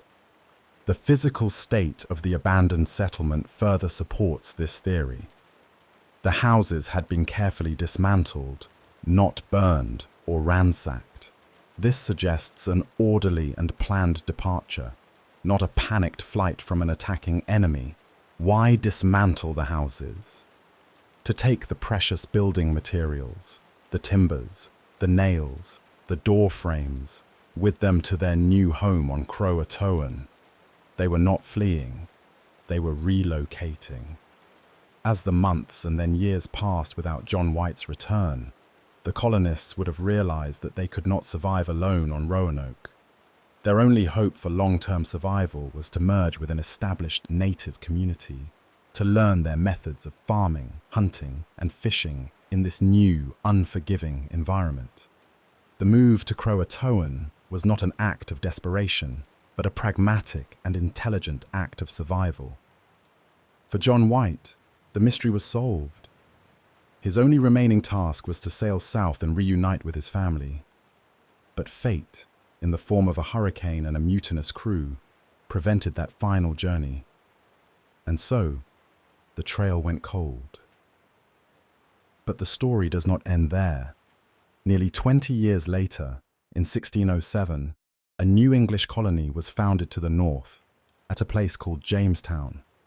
As the Jamestown colonists, led by Captain John Smith, began to explore their surroundings and interact with the powerful Powhatan Confederacy, they started to hear persistent and tantalizing rumors from the native tribes. The stories spoke of a group of people living to the south, near the old Roanoke lands. These people, the natives said, were different. They were said to live in two-story houses, with stone walls, a building technique completely alien to the local tribes, but quintessentially English. And most strikingly, they were described as having features unheard of among the native population. Some of them had fair skin, light-colored hair, and grey eyes. These reports were so credible that John Smith drew a map of the region, and on it he marked a spot on the mainland, inland from Roanoke, and wrote, "Here remaineth 4 men clothed that came from Roanoke to Okanahonan." He and other Jamestown leaders planned multiple expeditions to search for these survivors, but were constantly thwarted by bad weather, native hostility, or political turmoil back in their own struggling settlement. By the time the English were in a stable enough position to mount a serious, dedicated search, decades had passed. The trail had grown cold. The small community of survivors would have continued to integrate their English customs, their language, and even their appearance, slowly fading over generations of intermarriage. The final compelling chapter in this theory comes from the modern era. The Lumbee people, a large and prominent Native American tribe in North Carolina, have a rich and deeply held oral tradition that their ancestors were, in part, the survivors of the Roanoke colony. For centuries, they have passed down the story of their connection to the English newcomers. The circumstantial evidence is striking. Early European surveyors in the 18th century noted with surprise that the Lumbee people had grey eyes and spoke an archaic form of English. Even more remarkably, a 1701 account by the explorer John Lawson described finding natives on Hatteras Island who claimed that some of their ancestors were white people. And to this day, a survey of the Lumbee tribal roll reveals dozens of surnames that are identical to those on the 1587 list of colonists. Familiar English names like Cooper, Stevens, Martin, and Dare. In recent decades, archaeological work on Hatteras Island, the original CROATOAN, and on the mainland has continued to uncover 16th century English artifacts, pottery, and metalwork, far from the original settlement site, further supporting the theory that the colonists did not die on Roanoke, but moved and lived on, integrating with their native hosts. And so, the great American ghost story begins to resolve into something far more human. The evidence strongly suggests that the colonists were not lost to a great massacre or a supernatural event. They were survivors. Faced with an impossible situation, they made the logical choice to join a friendly native community. They became a new, blended people, their English identity slowly and quietly absorbed by the great American wilderness. The story of the lost colony, then, may not be a tragedy of disappearance, but a story of adaptation and survival. They failed in their mission to build an English city, but they may have succeeded in the more fundamental mission of staying alive, by letting go of their old world and becoming a part of the new one. The theory of assimilation is a comforting one. It is a story of survival, of adaptation, of a peaceful merging of two cultures. It is a quiet, hopeful ending to a story that began with a dream. But what if there is another reason for the silence that greeted John White?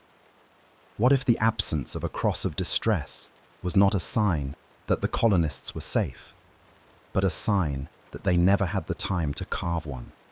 What if the end of the city of Raleigh was not a gentle fading away, but a sudden, violent, and absolute erasure?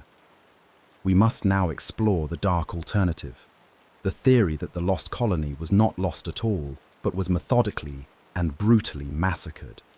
The threat of annihilation came from two directions. From the south, there was the looming, ever-present menace of the Spanish Empire, and from the surrounding wilderness, there was the simmering, well-earned resentment of the native peoples. Both had the motive, and both had the means, to wipe the English colony from the face of the earth. Let us first look to the south. For the Spanish, The English settlement at Roanoke was an intolerable intrusion. It was a dagger pointed at the heart of their New World empire. Spanish spies in the English court had been aware of Raleigh's plans from the very beginning, and they viewed the colony with extreme alarm. It was a direct challenge to their territorial claims, a heretical outpost of Protestantism in their Catholic domain, and most dangerously, a potential privateering base from which English sea dogs could raid their precious treasure fleets. For King Philip II, the destruction of the Roanoke colony was not just a possibility, it was a strategic necessity. There was a chilling precedent for this. Just 2 decades earlier, in 1565, the Spanish had discovered a French Protestant settlement at Fort Caroline, in what is now Florida. The Spanish response was swift and merciless. They marched on the fort and brutally slaughtered almost every man, woman, and child, hanging the bodies from the trees with a sign that read, "Not as to Frenchmen, but as to Lutherans." They had a proven history of eradicating rival European settlements with absolute ruthlessness. Spanish records confirm that they were actively hunting for Raleigh's colony. The governor of Spanish Florida, Pedro Menendez de Avilés, dispatched multiple search parties by land and by sea with the explicit order to find the English settlement and destroy it. Had one of these search parties succeeded, the fate of the colonists would have been sealed. The men would have likely been put to the sword, and the women and children taken as prisoners, destined for a life of servitude in the mines of the Caribbean, or to be re-educated in the convents of the Spanish Empire. This would neatly explain the lack of bodies at the site, but the case for a Spanish attack has significant flaws.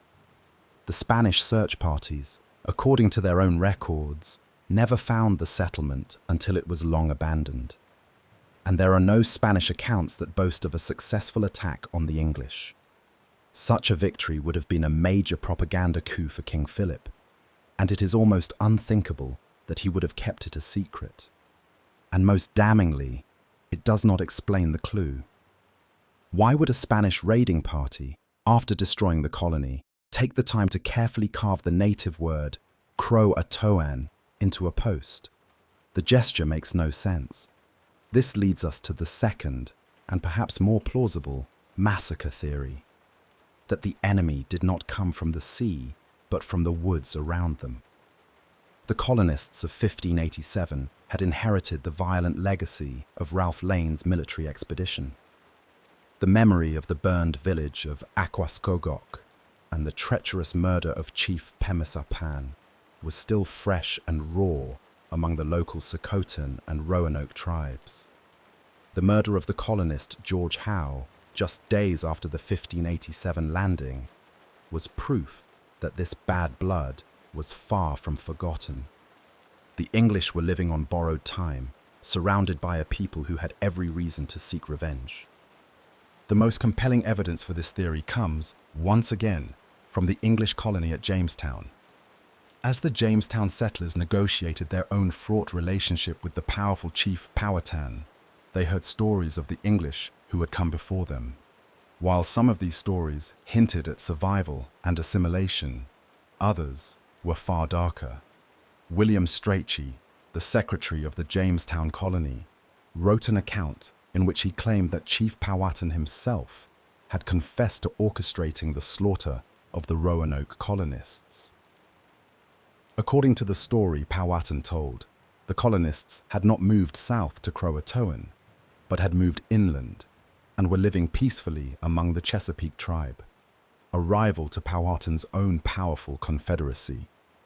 Powhatan, seeing these newcomers with their strange weapons as a potential threat and a dangerous new ally for his enemies, decided to eliminate them. He claimed that he himself had led the attack, and that his priests had received a prophecy that a nation would arise from the Chesapeake Bay that would threaten his empire. To prevent this prophecy from coming true, he had launched a surprise attack and, in his own words, had wiped them out.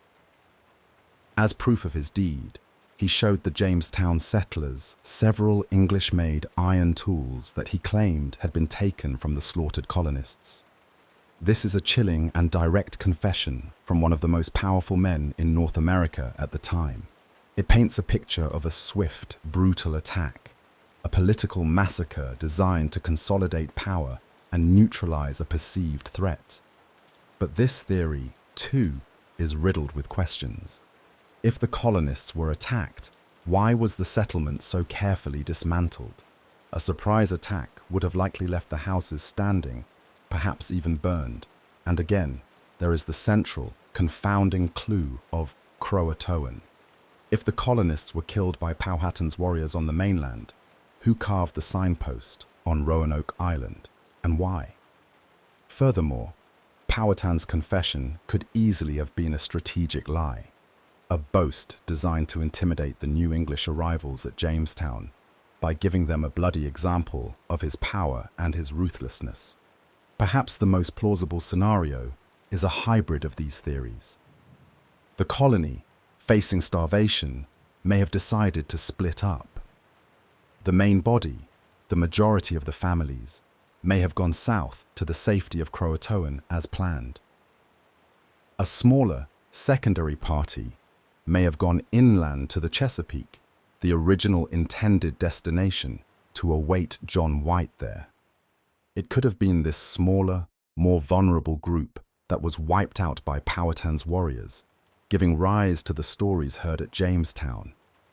This would explain all the conflicting evidence, the CROATOAN carving, the stories of assimilated survivors with grey eyes, and Powhatan's own grim confession. In the end, we cannot know for certain. But the massacre theory remains a dark and terrifying possibility. It speaks to the profound dangers of the world the colonists had entered, a world where a misplaced trust or an old grudge could be paid for with unimaginable violence. Whether they were slowly absorbed into the fabric of the wilderness or violently erased from it, the end result was the same. A community of 115 English souls was wiped from the pages of history, their dream of a new Eden ending in a final, profound, and eternal silence. The grand narratives of assimilation or massacre provide compelling, if contradictory, solutions to the Roanoke mystery. They are stories of human action, of choices made to either join a new society or to destroy one. But there is another set of possibilities, a collection of theories in which the colonists were not the victims of a dramatic human conflict, but of the silent, indifferent forces of nature and biology.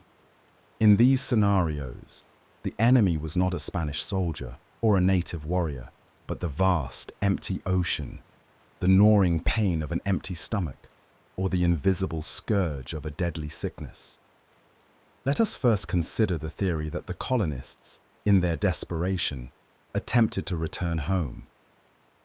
As the months turned into years, and the horizon remained empty of English sails, a faction within the colony may have come to a terrible conclusion. John White was not coming back. They may have assumed his ship was lost at sea, or that he had been unable to secure a relief mission and had abandoned them to their fate. For this faction, waiting on Roanoke was a slow death sentence. Their only hope, however slim, was to take matters into their own hands and attempt the perilous 3,000-mile voyage back to England. The colonists were not entirely without means. They had been left with a pinnace, a small, single-masted ship, and several smaller boats. A pinnace, while not designed for a transatlantic crossing, was a seaworthy vessel. It is plausible that a group of the most desperate or most skilled sailors among them could have decided to risk the journey. This theory neatly explains several pieces of the puzzle. It accounts for the carefully dismantled houses, as the colonists would have stripped the settlement for every piece of timber and every iron nail they could find to repair, fortify, and provision the pinnace for the arduous journey ahead. And it certainly explains the complete absence of bodies or graves on the island. The likely fate of such an expedition is a grim one. A small, overloaded ship manned by a desperate and likely malnourished crew, would have been no match for the violent storms of the North Atlantic. The most probable outcome is that the ship was simply overwhelmed by a storm and sank without a trace, taking its crew and the secret of its voyage to the bottom of the ocean. It is a compelling idea, but it has one major flaw: the carving at the settlement. Why would the colonists carve CROATOAN, the name of a nearby island, if they were in fact sailing east to England? It remains a fundamental contradiction. This leads to the next, and perhaps most obvious possibility, that the colonists never left the island at all, but simply died there, succumbing to the harsh realities of their new environment. The dream of a new Eden, with its promises of effortless abundance, had quickly proven to be a fantasy. The colonists had arrived too late to plant their own crops, and their relationship with the only people who knew how to survive in this land had been soured from the start. Starvation was not just a threat, it was a mathematical certainty. The American wilderness, while rich, was not the tamed English countryside. The colonists may not have possessed the skills to effectively hunt its unfamiliar game, to fish its waters, or to distinguish between edible and poisonous plants. As their imported supplies ran out, they would have faced a slow, grinding battle with malnutrition and hunger. A weakened population is also a susceptible one. The colonists would have had no natural immunity to the diseases endemic to the New World. A single epidemic of a local fever could have swept through the small, huddled community with devastating speed.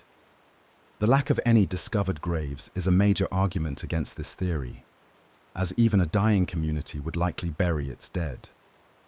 But it is possible they were too weak, or that the graves were shallow and have been lost to the centuries of shifting sands and encroaching wilderness. This brings us to what may be the most logical, if complex, solution of all: the hybrid theory.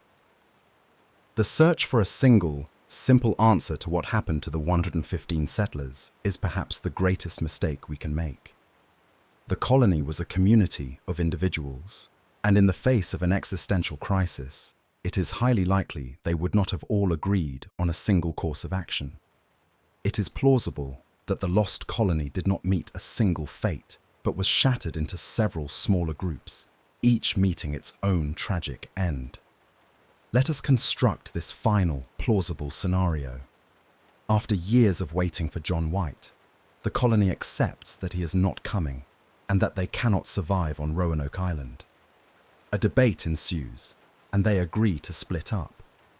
The main body, the majority of the families, including Eleanor Dare and her young daughter Virginia, decide to follow the original contingency plan. They carefully dismantle their settlement and move south to seek refuge with their only reliable ally, Manteo and the CROATOAN people. They leave the CROATOAN carving behind as a clear message for John White. This group survives and begins the long, slow process of assimilation. But perhaps a smaller, more skeptical faction refuses to place their trust in the natives. This group, possibly containing some of the more experienced sailors, decides to take their chances with the sea, attempting the near-suicidal voyage back to England in the pinnace. This is the group that is lost to a storm in the Atlantic, vanishing without a trace. And a third, small party might have decided to head north to the Chesapeake Bay, the colony's original intended destination, hoping to establish a settlement there as planned. This is the vulnerable, isolated group that Chief Powhatan later claimed to have discovered and massacred. This hybrid theory is powerful because it reconciles all of the conflicting evidence. It explains the hopeful CROATOAN carving. It explains the stories heard at Jamestown of both assimilated survivors with grey eyes and a group that was slaughtered. And it explains why no single gravesite or piece of definitive evidence has ever been found. The lost colony was not lost. it was scattered, its story breaking apart into multiple threads, some ending in violence, some in despair, and some in a quiet, unrecorded survival. The search for a single ghost is a fool's errand. We should, perhaps, be searching for the echoes of a dozen smaller, more personal tragedies. A great unsolved mystery, like the one at Roanoke, does not remain a simple set of historical questions. Over time, it becomes a magnet for speculation, for folklore, and for outright fraud.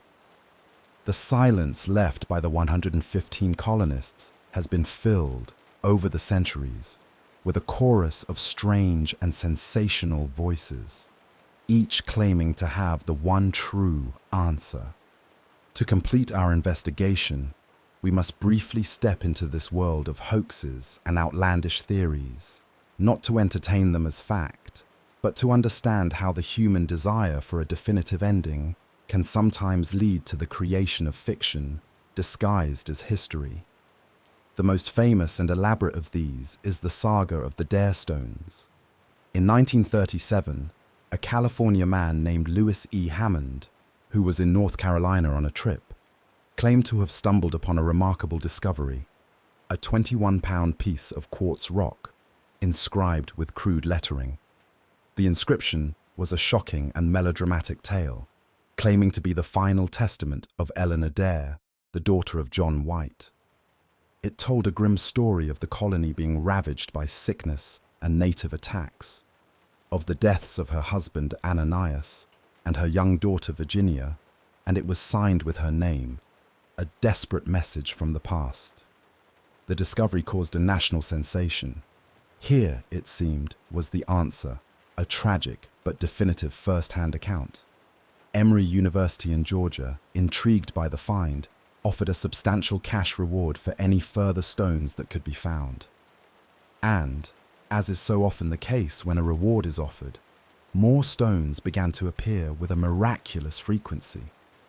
A stonemason from Georgia, named Bill Eberhardt, claimed to have found a second stone, and then a third, and then, over the next few years, a total of 40 more, all conveniently discovered by him and his associates.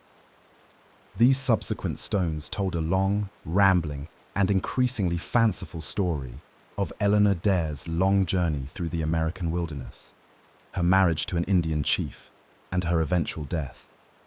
For a time, the Dare stones were treated by some as a genuine historical breakthrough, but to professional historians and linguists, the red flags were impossible to ignore.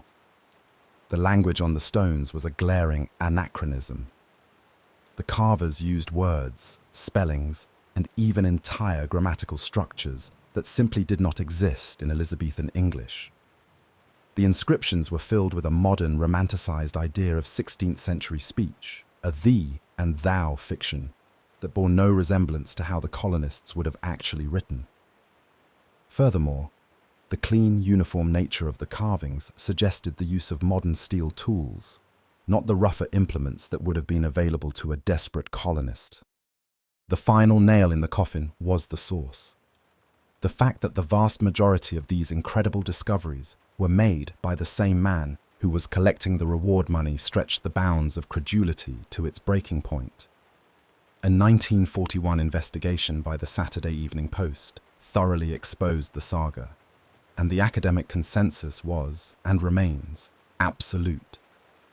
The Dare stones are a clever but undeniable fraud, a historical hoax born of opportunism and a public hunger for answers. The Dare stones were a deliberate attempt to deceive, but the Roanoke mystery has also attracted its share of purely supernatural folklore. The name itself, the Lost Colony, has become a shorthand for a ghost story.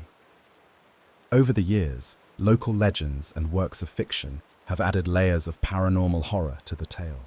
Stories have been told of the colonists being cursed and transformed into ghostly apparitions, of a cannibal tree that consumed them, or of a great demonic beast of the woods. These tales are an entertaining part of the American Gothic tradition, but they are just that, stories. There is not a single shred of historical or archaeological evidence to suggest any supernatural event at Roanoke, and so we must leave these phantoms behind. The investigation of a true historical mystery requires a disciplined approach, a willingness to follow the evidence where it leads, and, crucially, an acceptance of where it stops. When the historical record falls silent, as it does so profoundly at Roanoke, our human nature compels us to fill that silence with stories. Some of those stories, like the theory of assimilation, are built upon a foundation of plausible evidence and logical deduction. Others, like the Dare Stones, are built on a foundation of lies. And still others are born from our love of a good ghost story. The ultimate task of the investigator, and of all of us who look back into the past, is to learn to tell the difference, to listen for the faint, true echoes of history amidst the loud, distracting noise of myth.